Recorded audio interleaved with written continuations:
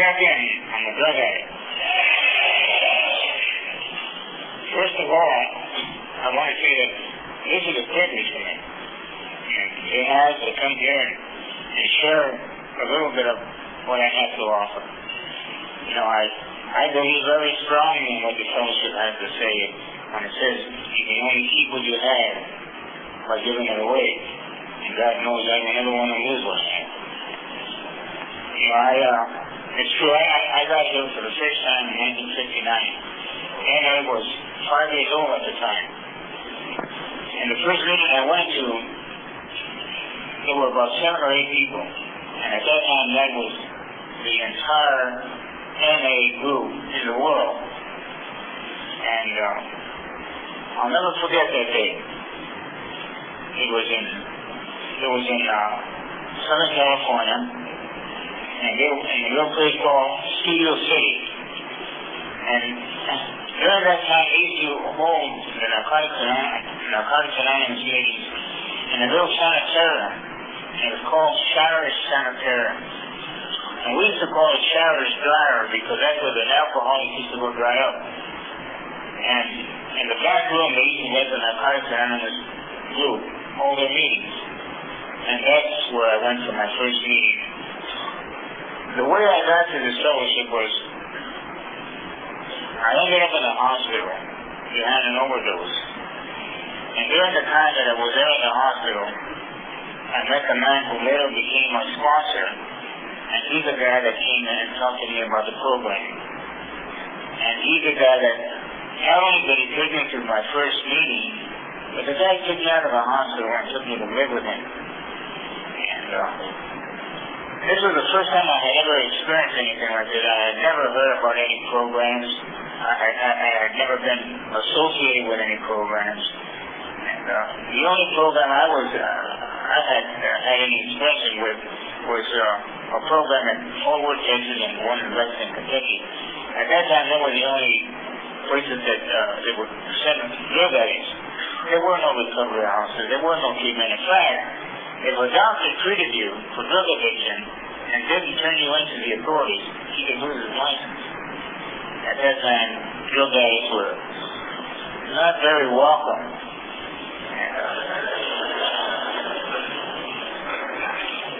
And I went to my first meeting there in Studio City, and I'll remember that day.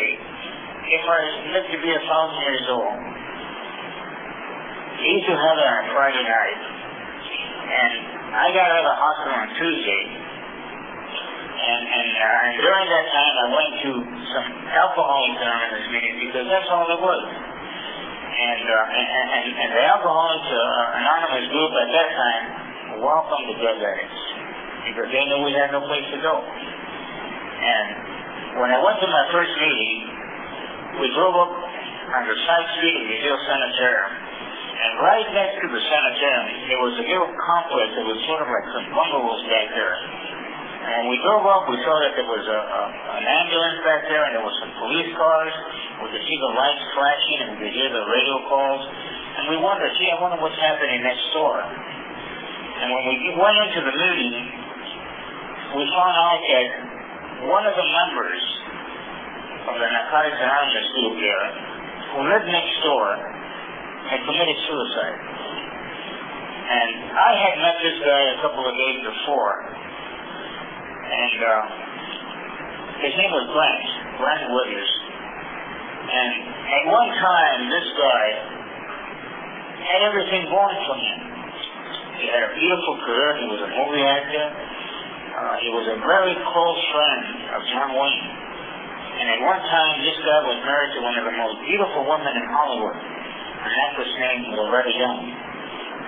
And like I said, he had everything going for him, a beautiful home in Hollywood, a lot of nice people that he associated with, money, you know, he had everything going for him. And when I met this man, he was living next door to his little sanitarium and his little bungalow. And he couldn't stay clean. When I went into the meeting, the founder of this fellowship, a man named Jimmy Cannon, was reading a little letter that this man had left.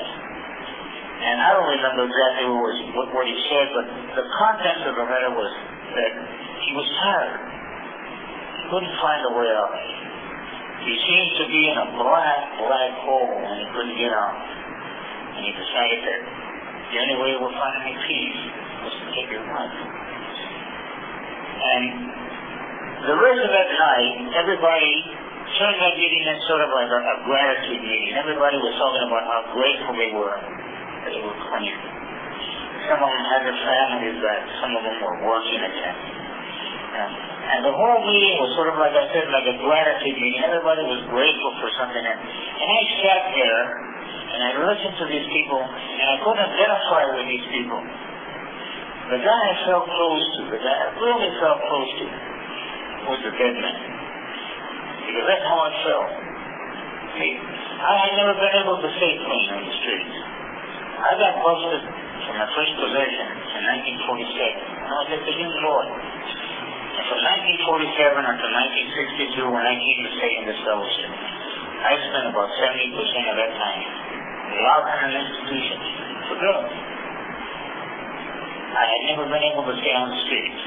And I didn't know what I was going to do. I didn't know if I was going to be able to stay clean and sober. And I was frightened. I didn't know what was going to happen. And like I said, I had been out of the hospital for several days. You know, and the last habit I kicked was a methadone habit. You know, and in those days, they didn't call it methadone, they called it Dolphin. And in those days, they didn't know how to withdraw you from methadone. They didn't know that the way you take you down from methadone is with methadone. They just cut your doses little by little. And if you have a bad habit, it could take between a month and 2 months to get you down. And what they did with me when I went to the hospital, they stopped my methadone. And they gave me something for the nausea, and they gave me something for the pain, they gave me something for all these symptoms that I had. And I almost died. It was the worst habit I ever had. And I was in an intensive unit for 3 weeks. I had tubes in me, and I was pretty close to gone. And so when I got out of the hospital, which was about a month after I had stopped eating methadone, I had been out of the hospital for several days, and by that time all the medication that I was taking had wore off, and I started getting sick again. I didn't know it took that long to kick a methadone habit. And I had slept the night before, I was beginning to hallucinate, I was hearing voices that weren't there, I was seeing things that weren't there. And this is how I went to my first meeting. I was awfully sick, I was awfully frightened, and I couldn't identify with these people that were grateful. And after that meeting, I went back to the real hotel that I had. And while I was in the hotel, I really got into these hallucinations. And I felt that there was something very, very evil was going to get me. And I wanted to leave that room, but I was afraid to go out in the dark because I sort of felt like if I go out in the dark, whatever that evil thing is going to get me. So what I did is I went and I sat in the corner and I put a blanket over my shoulders and I sat down in the corner to make sure that nobody could get behind me. And I sat there scared to death all night. And as soon as the sun began to come up, I left that room, I got on a bus, and I went to East Los Angeles and I got well. I'm sorry to interrupt, but Cheryl C., who her brother had the seizure, they're waiting for you in the ambulance. They want you to go with him. Cheryl C. from Staten Island, please go outside to the ambulance. They want you to go with him to the hospital. I'm sorry.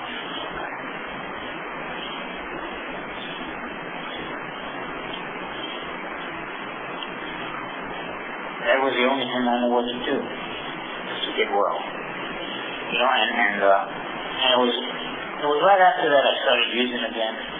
And it was about 3 weeks, maybe 4 weeks, I really don't remember how long it was.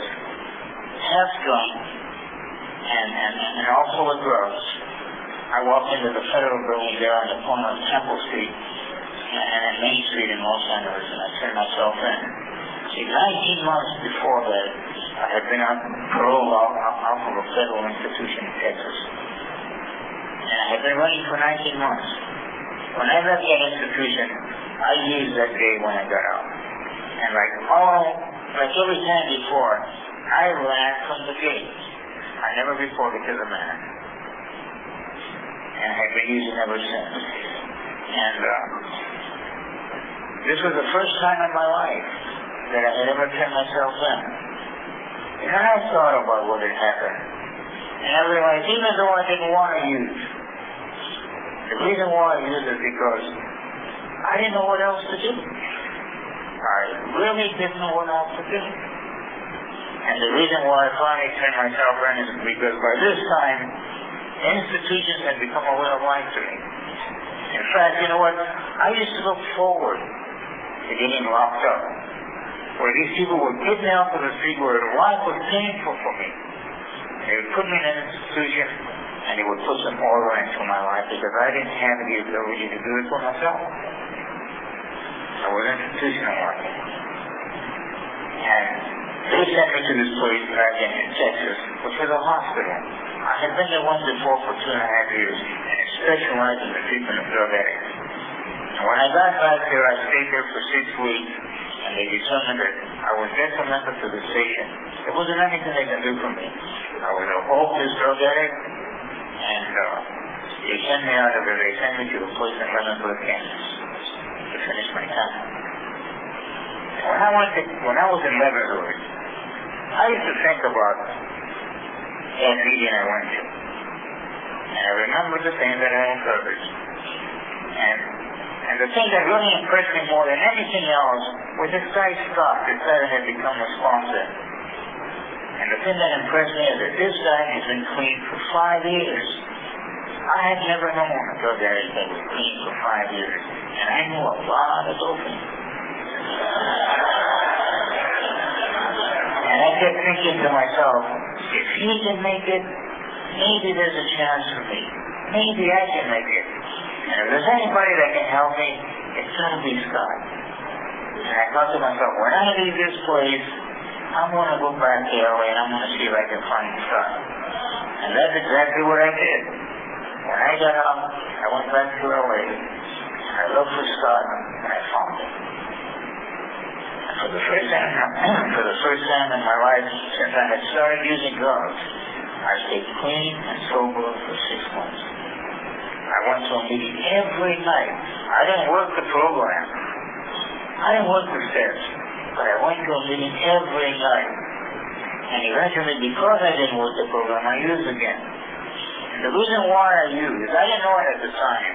See, but deep down inside, I still believe that the circumstances were different. If the situation was different, if I had those breaks that I had never had, if I had a job, if I had that money, if I had that nice apartment and those material things that the world says, these are the things that you need in order to be happy. If I had those things and that nice lady, maybe I could manage my life. Maybe I could even have a drink once in a while. I really believe that. I really thought that maybe it was possible. I didn't realize it at the time that what I was believing in was a lie. See, because this program is a program of rigorous honesty, which means it's a program of truth. It tells us the truth. And it tells us in the first step, if you be an addict, you are powerless over your addiction and your life is unmanageable. That's the truth. But I still believe that maybe I was different. Maybe in my case it was different. I realized that the thing that I believed in was an illusion. And I believed in that illusion. And I used again. In 1962, in December of 1962, I kicked my last habit. And I had to go to a place because I couldn't stop on my own. I needed some help. And I went to a place in Santa Monica called Synanon. And I stayed there a very short time. I went into Synanon on December the 6th, 1962, and I left on Christmas Day.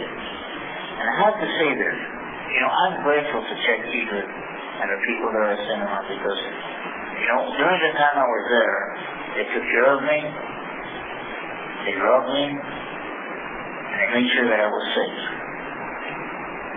And like I said, I left there on Christmas Day of 1962. But during the time I was at Synanon, the miracle happened. The miracle happened in my life, and the miracle is that I lost the obsession to use. It left me. And I think the reason for that is because the obsession was part of that illusion that I had. The illusion that I had power. I don't have any illusions today. I know I'm powerless. I know I cannot drink, I cannot use, I cannot take any kind of chemicals. There's no way on earth that I can ever take anything again and get away with it. I don't have any illusions. And I've never had that obsession come back. The thing I think that saved me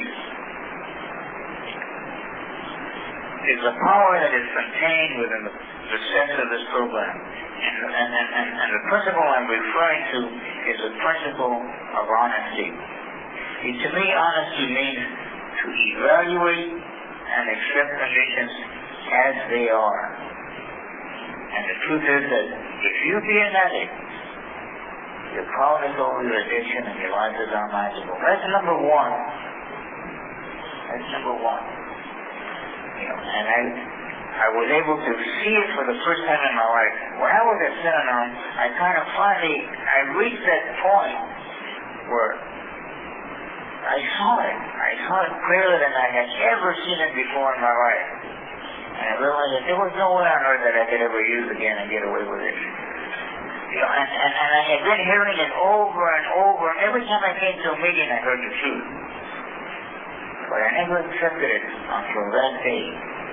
As I said, I saw it clearer than I had ever seen it before in my life. And I believe that the reason why I wasn't able to see it is because I was insane. See, when a person is insane, what it means is that, technically speaking, he has lost contact with reality. That was me. See, basically what my problem was that my perception of myself, my perception about the world, and everything and everybody in the world was so distorted that by the time I finally got to this fellowship, I didn't know the difference between what was real and what was not real. These illusions that I believed in, I believed they were real. I really thought I had power until the truth set me free. And you've heard it many times. Know the truth because the truth will set you free. Know the truth because the understanding of the truth will set you free. It will set your mind free from these illusions that are holding you down. And that's what it did to me. It freed me from these illusions. And this program is a program that is helping me to become disillusioned. Listen to the word, disillusion. Because it's these illusions that I've had about myself all my life that have been holding me down. Until I finally got here, I began to realize that my self-perception determines my experiences in life. If I believe in lack, I'm going to set up circumstances in my life in order to experience lack, in order to prove to my mind that what I believe is true. See, because if I experience plenty, I contradict myself. And not only that, but I invite people into my life who will agree with my opinion of myself. I didn't know that when I got here. I really didn't know that. And I feel so fortunate that I finally got to this fellowship because this fellowship has the answer. It's very simple, but it's not easy. And the answer is change your opinion about yourself. That's it.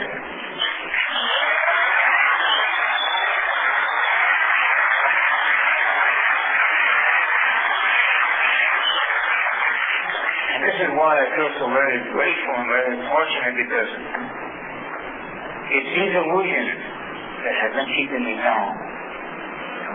Most of my life, I have always had a very strong sense of lack. And this is why I've always felt lonely. I've always felt empty. I've always felt worthless. I've always felt less than. I've always had that emptiness inside me. We call it the hole in the gut. all my life I've always felt that because I've always had this strong sense of lack. And when I was a young boy, very young boy, I began to use drugs and alcohol to compensate for these feelings. But as I grew, these feelings also grew. And eventually, they became so powerful that no amount of drugs and no amount of any kind of chemicals could shut those feelings off. And eventually in my life, this sense of lack became so powerful in my life that it actually became formed. See, when I got here, I didn't have anything. I was on the streets. I didn't have any money. I didn't have any job. My family didn't want to have anything to do with me. I had absolutely nothing. That sense of lack had finally manifested itself in form. That's how I came to this program. Completely bankrupt in every department. And I look back to that day, and during the time it was happening, I thought it was the most terrible day of my life. But as I look back, I realized that it was the most blessed thing that ever could happen to me. Because what happened was that God did for me what I didn't have sense enough to do for myself. I finally had become to the point where it was so obvious that I couldn't deny that my best method, my best understanding, my best wisdom almost killed me. That's how sick I was. My best thinking got me here. And I finally realized that of myself, I was nothing. And at that point, I became willing. And I'm grateful I got to that point. See, because I don't believe that without the humility I had when I got here, I wouldn't be here. And it's true, I had to beat my head against that wall over and over and over until I finally got to the point where I had finally humbled myself in desperation. And I became willing to open my mind and listen for direction. Because to me, that's what humility is. The willingness to accept the truth. Just the willingness. Open-mindedness. That's humility. And that's one of our basic principles. We have many principles. And let me name a few. Tell you what they are to me. There's also the principle of honesty that I talked about. To evaluate and accept conditions as they are. And many times, I don't know what the facts are. But I keep an open mind, and I try to understand. I begin to know the truth. And as I know the truth, then I have a chance. And there's also the principle of faith. When I got here, I didn't have any faith in myself. I didn't have any faith in any kind of system. I had no faith in God. But as I was able to see other people recover, and then I began to recover, I began to have faith. And as my time grew on the program, my faith also grew. And even today, my faith is still growing. And there's a principle of courage. That was a hard one for me. Because I've been a coward all my life. I've been running all my life. And courage to me means a state of mind that will enable me to face whatever I have to face. And not run. Not drink. Not use. Not smoke any of that non-addictive weed.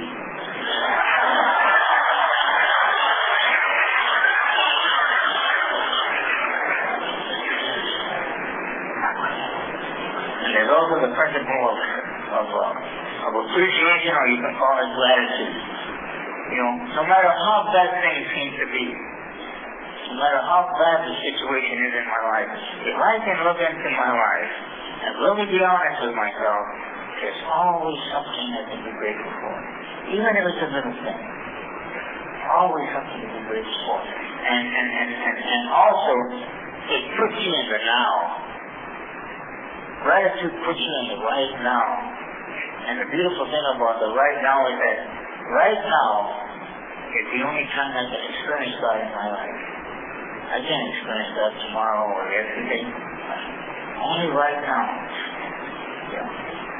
And one of my biggest problems is that all my life I've either had my mind on yesterday or tomorrow. And every time I put my mind on yesterday, I always start thinking about the things I did. I start feeling ashamed of myself, and I start feeling depressed.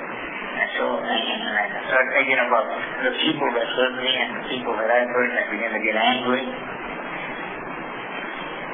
Whenever I have my mind on tomorrow, there's no way on earth that I'm going to be able to see it without fear. Because I don't have anything to refer to except the past. And there's also the principle of service.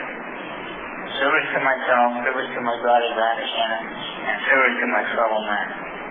And this is why sometimes, we have to give a little more than just our experience, our strength, and our hope. Sometimes we have to give a little money. Sometimes we have to open our homes and share our food. And if we have an extra shirt, give it to them. And if we have a little extra money, give it to them. Because really we're not giving them anything. What we're doing is we're sharing with them what is truly rightfully theirs. See, God made this world and everything in it for all of us. And it's our duty to share it with each other.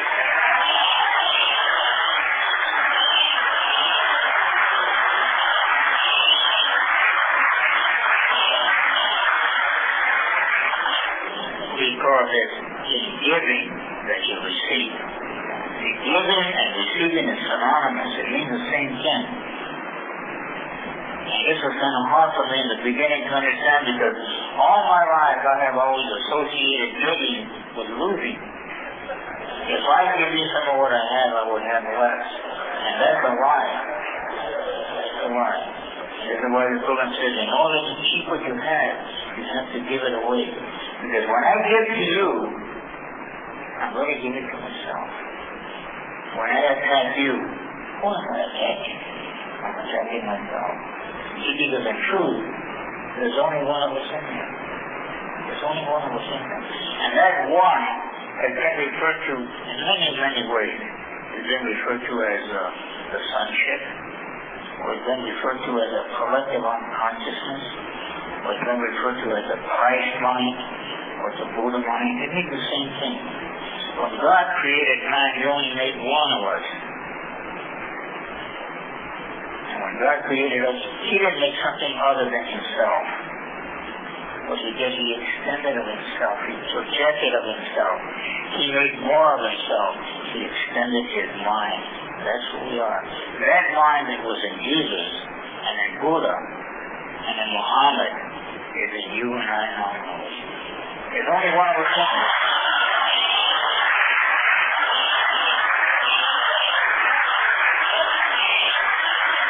This is why when I give to you, I give to myself. When I give to the universe, I give to myself because I am the universe. There's only one of us in there. And this is why this is a program of miracles. Because there's so much love in here. And the love I'm talking about is that love that is a natural inheritance. That's the love I'm talking about. And a miracle is simply a correction. That's what a miracle is, a correction. And miracles should happen naturally and spontaneously as an expression of that love. And when miracles don't happen, it's because the love has been interrupted. And the love I'm talking about is the love that flows from one heart to another heart, to another heart, to another heart, to another heart.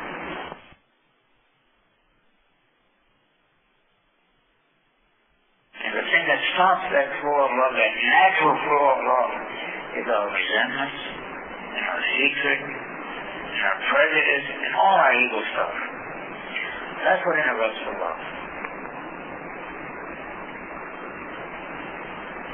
And when that happens, miracles don't happen. And this is why this program is such a beautiful thing, because we don't care who you are, what your religion is, what your color is. It doesn't matter who your connections are, or how much or how little you have. The only thing we're interested is, what do you want to do about your problem and how can I help you?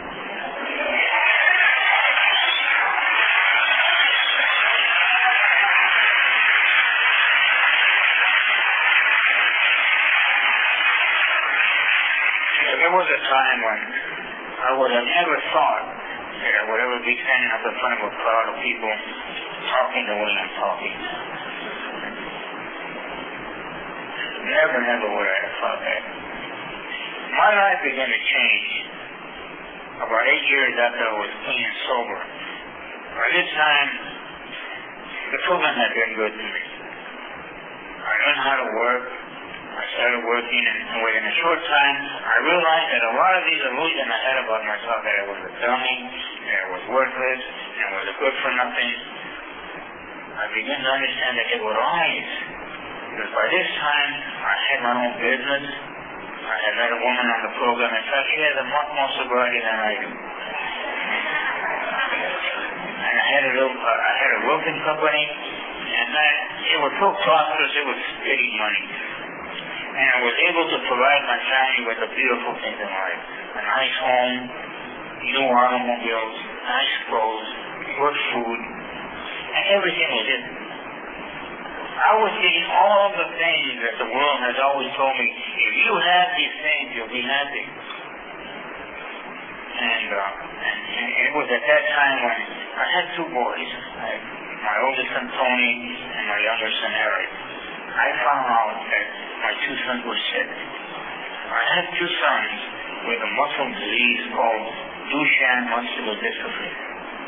They both had it. I didn't know what it was. I had never heard of muscular dystrophy. You know, I had had my head in drugs all my life. I was never awake. I was sleeping for all those years. And my wife and I told her, I can afford it. We'll get these boys to the best doctors, the best clinic, whatever they need. I can afford it. And she said, I'm going to write to the Muscular Dystrophy Association in New York and find out what we can do to help these boys. And a couple of weeks later, I got home from work, and I found my wife in the kitchen completely destroyed. And I asked her, what's the matter, honey? And she says, read this pamphlet. Well, there are several types of muscular dystrophy. Duchenne is what the children get, and it's one of the biggest killers of children. There's no cure. There's no medicine. There's nothing. What happens is these boys get weaker and weaker and weaker, and eventually they end up in a wheelchair. And pretty soon they can't feed themselves, they can't clothe themselves. You know, I have to get up at night and turn my boys over at night because they don't have the strength to do it. The small boy is in a breathing machine. Because the lung is a muscle. He doesn't have the strength to breathe on his own. And my oldest boy is in a wheelchair. And I didn't drink over this. And I didn't use over this. I went crazy. I couldn't handle it. I couldn't deal with it. Here I had all the things that I thought would make me happy.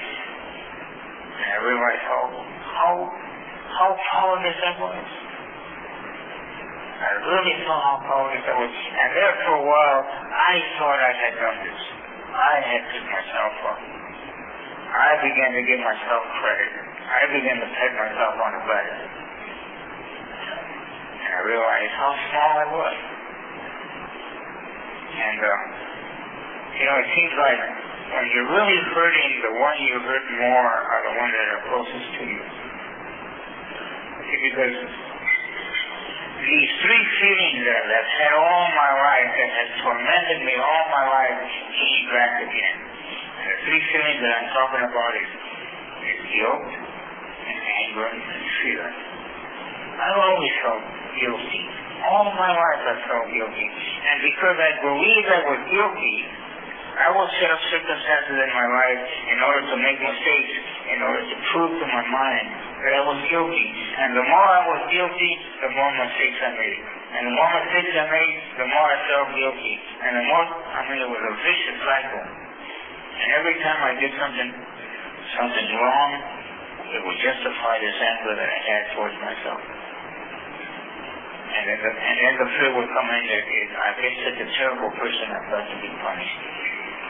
And these are the three feelings that I've had all my life. See, but the ego mind never takes the blame for anything. It always blames people, places, and things. And so what I did is I would project this guilt and this anger and this punishment on my family. I didn't know what I was doing. I didn't know what was happening.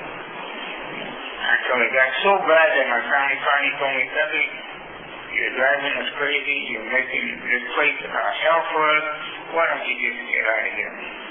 And I moved out of my home. Because I realized that my family had enough problems to deal with without having to deal with a maniac like me.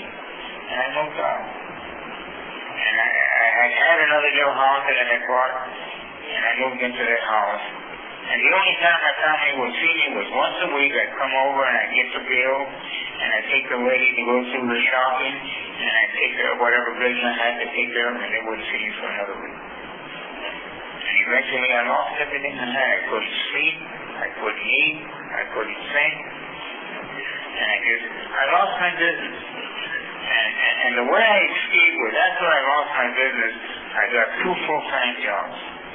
I used to go to one job and work 8 hours, and I leave that job and I go to another job and work 8 hours, and by the time I get home I was so tired, I didn't have time to think. I crashed. And I did this day in, day out, day in, day out.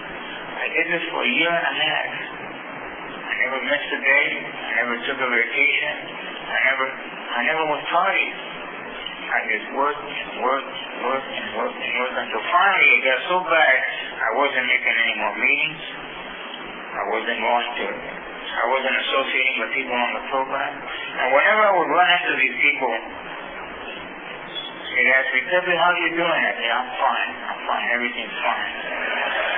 How's the family? Oh, we're fine.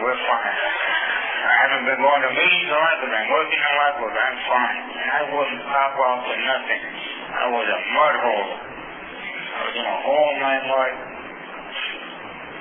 I didn't want to tell anybody that inside I was dying. See, because all my life I've always felt that if you really saw Pepe, if you really saw the Pepe that's inside, that little child that's scared to grow up, if you saw all those things inside me, you turn from me and run. So what I did is I set up a wall, and I would only let you in so far. And this is why all my life I was never able to build any kind of intimate relationship. Because I kept you off. I didn't know how to build any relationship. I was scared to death that if you saw me, the real me, you wouldn't want to have anything to do with me. I was a terrible, terrible person. And, after a year and a half, I finally got to the point where I was very seriously thinking about taking my life. And I remembered that meeting I had gone to, my first meeting. I remember Grant Williams, when he talked about he felt like he was in a deep, deep hole and he couldn't get out. And that's how I felt. I felt like Grant. Whenever I made the right move, I came back to my fellowship. I came back to the meeting.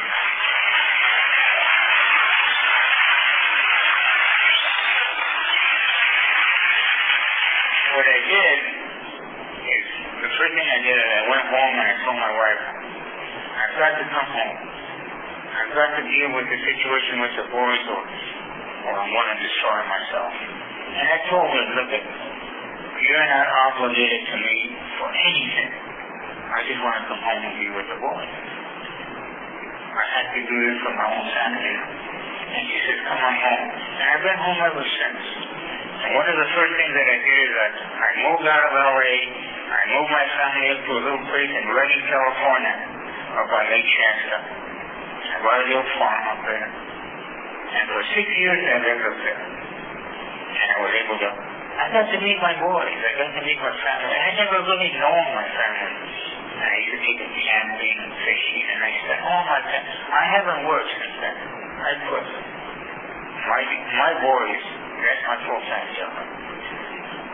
And You know, during the time I was up there, my breakthrough came. And it was that during the time I was in Reading, the Narcotics Anonymous group was having a world convention in Portland, Oregon. And they called me. They said, Pepe, we would like you to come to Portland and be the banquet speaker. You've got a lot of time. We'd love to have you up here. And I told him, well, I don't know. Let me talk it over with my family, and I'll get back to you. And I'll let you know within a couple of days. And when I hung up, I told my family, what am I going to say to these people? You know, I've been nuts for a couple of years. I've almost killed myself. I can't deal with the situation with the boys. What am I going to do? And I'm out here hiding in the chippy little farm up there.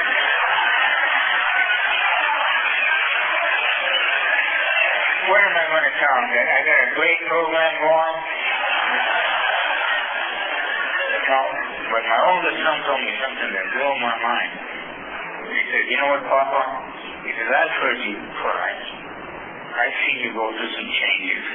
I've seen you go crazy. I've seen you have a lot of problems. I've seen that this is a real difficult thing for you to cope with. In spite of that, Papa, you're still clean. What?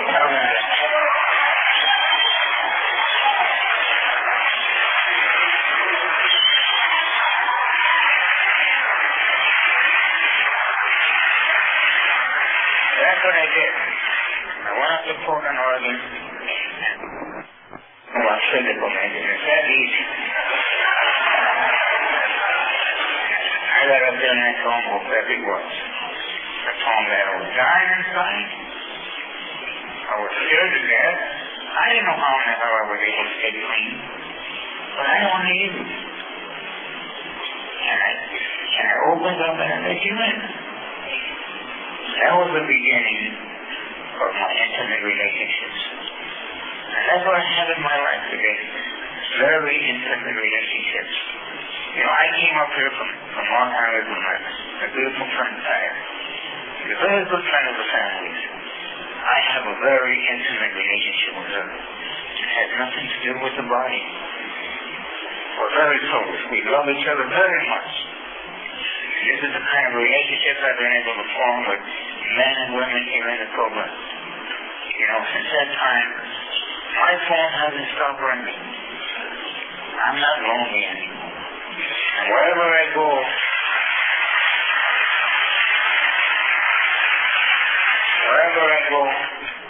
I have friends. I have many, many friends. You know, it was during that time that I decided that all I wanted to do was to be used as an instrument. Because I had heard this one time, many years ago, I had heard a beautiful lady called Mother Teresa. And she said that her job, her only job, is to distribute God's love. That's her job. That's the only thing that's important in this world. And I wanted to become a distributor of God's love. And I decided that that's what I want to be. I want to be an example to the fellowship. I want to learn how to walk the way I talk. Because if I don't, I'm a hypocrite. And I'm a liar. Because honesty also means consistency. That's what it means. Be consistent. If I don't walk the way I talk, what I'm really doing is I'm teaching a lie. See, because what I demonstrate in my life attests to what it is that I believe. And what I believe I teach others and myself. And I want to teach love. Because that's who I am. That's who I am. That's who I really, really am. You know, I'm invisible. I'm indestructible. I'm eternal. I'm unlimited. You know, and this may sound kind of arrogant, but it really isn't. In fact, it's a very humble statement, because what I'm saying is, this is who I am, because God made me this way. Now, it would be arrogant if I would say that I was less than that. Then I would be arrogant.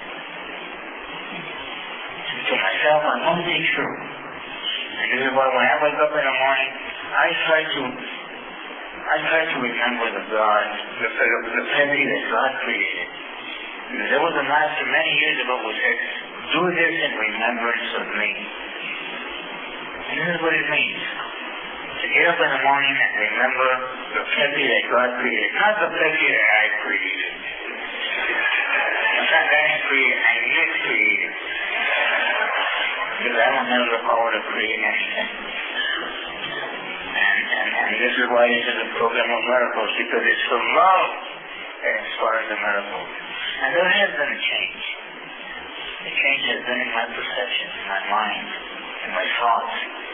I don't think the way I used to think when I got here. I don't think like him. I don't live like him. I don't talk like him. And I don't even look like him. You know, this fellowship has transformed me into another person. Even my son, he tells me sometimes, he says, you know, Papa, I listen to you talk, and I listen to you say, talk about the things that you did before you came to this fellowship. And it's so hard for me to see you that way. I can't see it. You're a beautiful Papa. You know, and that's that son that has really, really inspired me. He's been a very special boy. You know, he was supposed to have died when he was 16 years old. He'll be 24 this December.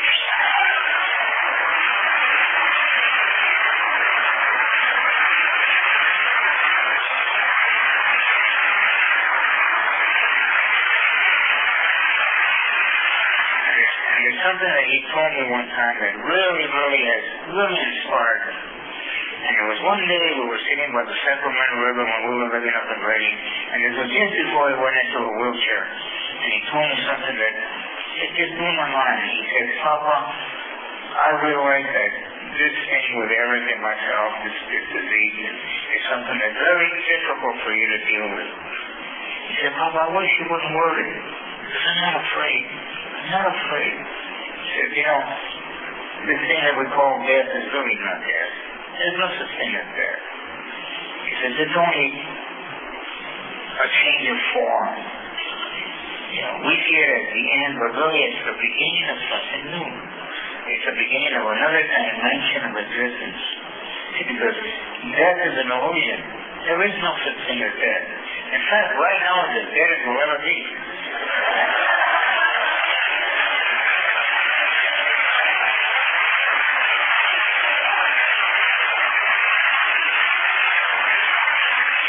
I'm not afraid. He said, and in fact, Papa, he said, there's nothing wrong with me. I'm just as perfect as I was when my Father created me. And I couldn't understand what he was saying, and he just said something. He said, I can't say that about my earth suit. That's what he calls his body, his little earth suit. He said, it's got problems right now. But whether they get fixed or not is beside the point. There's nothing wrong with me. And I realized something.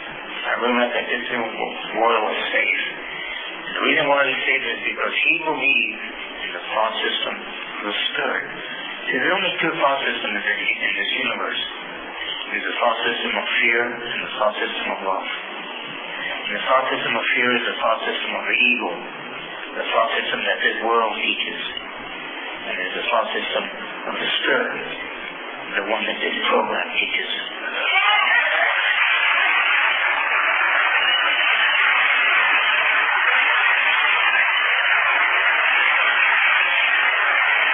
When we live by that thought system, we are doing God's will.